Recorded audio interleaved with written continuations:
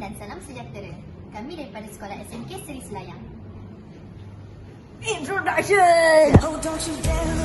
Saya Alia. I said you're holding back. She said Saya Ani. woman is my destiny. Saya Aisyah. Shut up and dance with me.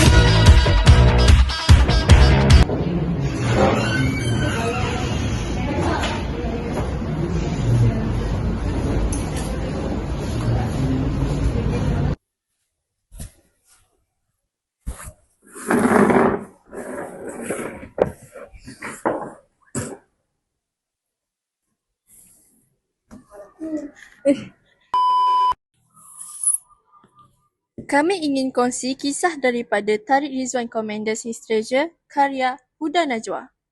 Cerita ini mengisahkan tentang seorang komander yang kelihatan kuat tetapi menyimpan penyesalan dalam hatinya. Dia pernah mencintai Husnia Radwa, seorang wanita yang tabah tetapi menyimpan luka daripada pengalaman hidupnya. Mereka pernah bercinta tetapi berpisah selama 5 tahun.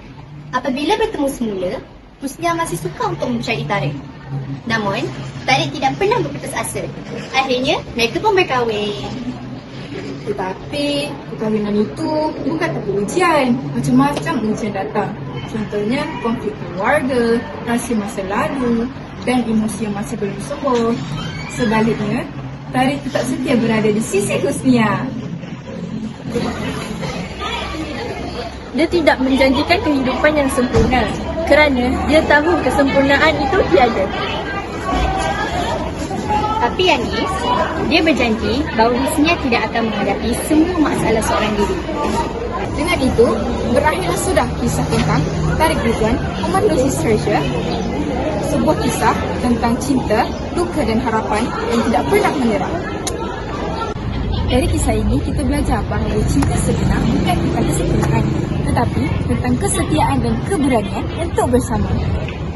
Segala kenangan yang tercipta, sama ada indah atau pelik, tabah mengajar mereka erti sebenar perasaan seseorang. Sekian, terima kasih daripada kami. Bye! Bye-bye!